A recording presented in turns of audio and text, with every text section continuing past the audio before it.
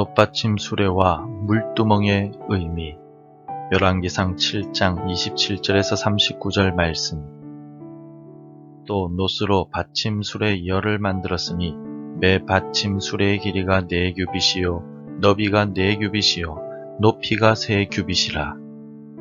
그 받침 수레의 구조는 이러하니 사면 옆 가장자리 가운데에는 판이 있고, 가장자리 가운데 판에는 사자와 소와 그룹들이 있고, 또 가장자리 위에는 놓는 자리가 있고, 사자와 소 아래에는 화환 모양이 있으며, 그 받침 수레에 각각 4 놋바퀴와 놋축이 있고, 받침 수레 4발 밑에는 어깨 같은 것이 있으며, 그 어깨 같은 것은 물두멍 아래쪽에 부어 만들었고, 화환은 각각 그 옆에 있으며, 그 받침 수레 위로 들이켜 높이가 1규빗 되게 내민 것이 있고, 그 면은 직경 1규빗 반 되게 반원형으로 우묵하며, 그 나머지 면에는 아로 새긴 것이 있으며, 그 내민 판들은 네모지고 둥글지 아니하며, 4바퀴는 옆판 밑에 있고, 바퀴축은 받침 수레에 연결되었는데 바퀴의 높이는 각각 1규빗 반이며, 그 바퀴의 구조는 병거 바퀴의 구조 같은데 그 축과 태와 살과 통이 다 부어 만든 것이며, 받침수레 4 모퉁이에 어깨 같은 것 4이 있는데 그 어깨는 받침수레와 연결되었고, 받침수레 위에 둥근 테두리가 있는데 높이가 반규빗이요 또 받침수레 위에 버팀대와 옆판들이 받침수레와 연결되었고, 버팀대 판과 옆판에는 각각 빈 곳을 따라 그룹들과 사자와 종려나무를 아로 새겼고, 또 그 둘레에 화환 모양이 있더라. 이와 같이 받침수레 10개를 만들었는데 그 부어 만든 법과 크기와 양식을 다 동일하게 만들었더라. 또 물두멍 10개를 놋으로 만들었는데 물두멍마다 각각 40밭을 담게 하였으며, 매 물두멍의 직경은 4규빗이라 10받침 수레 위에 각각 물두멍이 하나씩이더라. 그 받침 수레 5은 성전 오른쪽에 두었고, 5은 성전 왼쪽에 두었고, 성전 오른쪽 동남쪽에는 그 바다를 두었더라. 오늘 우리가 살아가는 이 세상은 능력이 중시되는 사회입니다. 어쩌면 능력보다 더 중시되는 것이 스타성일지도 모릅니다. 사람들에게 자신을 잘 알리고 사람들의 기억에 오래 남도록 하는 능력이 성공의 비결처럼 보입니다. 반대로 소극적이고 자신을 잘 드러내지 않는 사람은 다른 사람들이 잘 알아주지 않으며 관심을 가지지도 않습니다. 이러한 사람은 세상에 영향력을 끼치지 않는 것 같고 특별한 역할도 하지 않아서 있으나 마나한 사람처럼 여겨집니다. 그러나 세상에 쓸모가 없는 것은 없다라고 장자라는 중국의 스승이 말했습니다. 이 세상에 무용지물은 없다는 뜻입니다. 아무 곳에도 쓸모없는 물건이나 사람은 없으며, 어떤 물건이든 혹은 어떤 사람이든 그 존재만으로도 가치가 있고, 무용지물처럼 보이는 그 물건과 사람이 꼭 필요한 곳이 반드시 있다는 뜻입니다. 놋기둥과 놋바다를 만들었던 히람은 성전 마당에 놋받침 수레와 물두멍도 만들었습니다. 놋받침 수레는 물이 담긴 물두멍을 옮기는 역할을 하는 성전의 기구였습니다. 얼핏 보면 하나님께 제사를 드리는 데 있어서 드러나 보이는 제단보다도 그 중요성이 떨어지는 것 같지만, 놋받침 수레나 물두멍도 제단만큼이나 중요한 의미를 가진 성전의 기구들이었습니다. 이것들은 무용지물이 아니었다는 뜻입니다.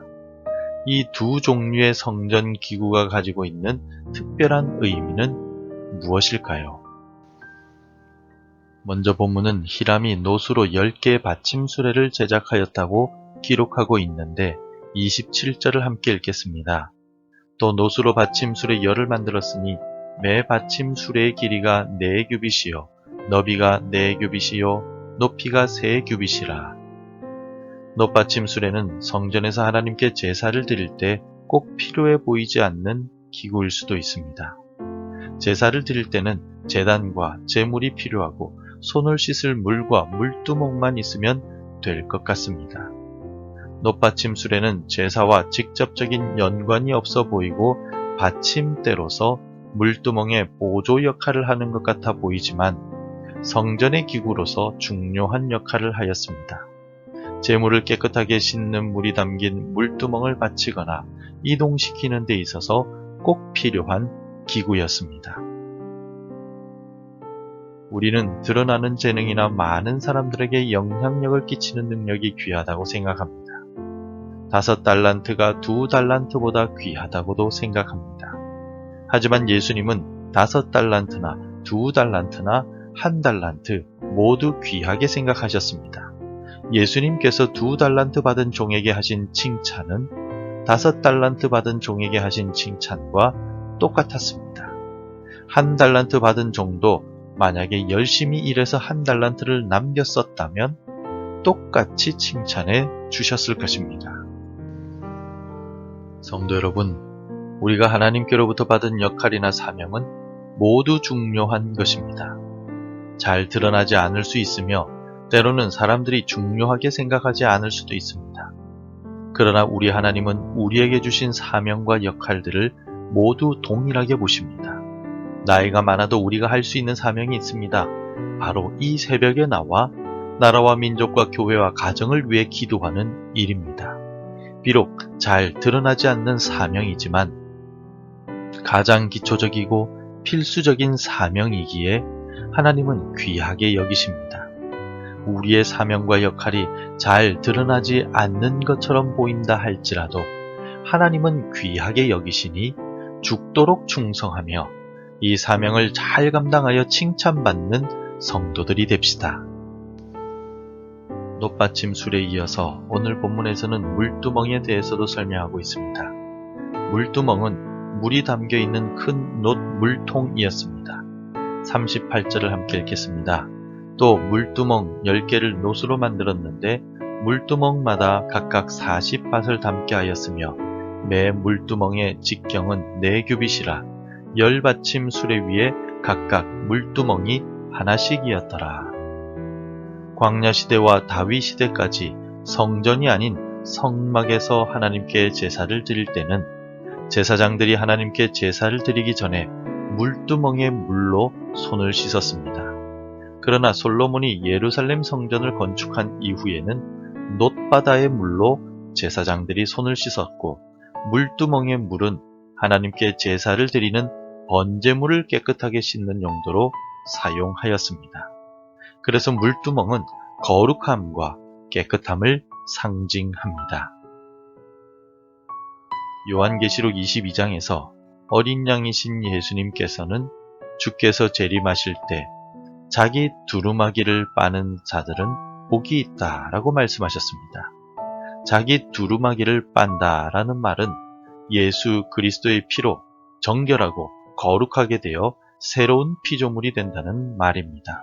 모든 그리스도인들은 예수님께서 재림하실 때까지 자신의 두루마기, 즉 자신의 언행을 거룩하고 정결하게 지켜나가야 한다라는 의미입니다. 성도 여러분, 오늘날 우리가 살아가는 이 세상이 범죄로 가득하고 타락해가고 있음을 우리는 우리 눈으로 목격하고 있습니다.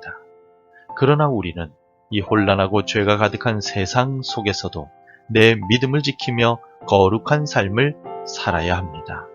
세상 사람들이 모두 넓은 길로 가고 쾌락과 우상을 쫓아다녀도 우리는 세상 사람들과 구별되어 좁은 길로 가야만 합니다.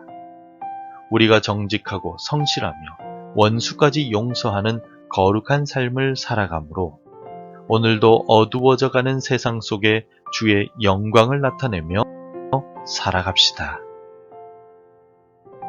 성전의 마당에는 놋으로 만든 바퀴 달린 수레 10개와 약 833리터의 물이 들어가는 원통형에 가까운 물두멍 10개가 있었습니다. 물두멍 10개는 제물을 깨끗하게 씻어 하나님께 번제를 드릴 때 사용하였고 놋받침 수레는 물두멍을 받치거나 이동하는 데 사용되었습니다. 놋받침 수레가 비록 드러나는 기구는 아니었지만 성전의 기구로서 하나님께 제사를 드리는 데 있어서 꼭 필요한 기구였습니다. 오늘 우리의 역할과 사명도 사람의 눈에는 작아 보여도 하나님께서는 똑같이 귀하게 여기신다는 사실을 기억하고 내 사명을 즐거운 마음으로 감당합시다. 그리고 물두멍의 물이 재물을 깨끗하게 씻었던 것과 같이 우리도 내 언행을 거룩하고 정결하게 지켜나감으로써 세상 속의 빛과 소금의 역할을 감당하는 성도들이 되시길 바랍니다. 기도하겠습니다. 우리의 찬송과 예배를 받으시기에 합당하신 하나님, 부족하고 연약한 우리에게 귀한 직분과 사명을 주셔서 감사합니다. 이 사명을 즐거운 마음으로 감당할 수 있도록 우리를 붙잡아 주시고 지혜와 능력을 주옵소서. 오늘도 우리는 세상 속에서 사람들을 만나며 살아갑니다. 우리의 언행으로 범죄하지 않도록 깨닫게 하시며 거룩하고 정결한 삶을 살아가도록 도와주옵소서. 예수님의 이름으로 기도드립니다. 아멘. 계속해서 함께 기도해 주시기 바랍니다. 내게 주신 사명을 귀하게 여기고 잘 감당하게 하소서. 언행을 조심하고 세상에 주의 영광을 나타내게 하소서. 우리 자녀들의 앞길을 인도하시고 바른 길 가게 하소서. 복음 전해야 할 한 사람이 생각나게 하소서. 오늘도 말씀대로 살아가며 열매 맺는 하루가 되시기를 축복합니다.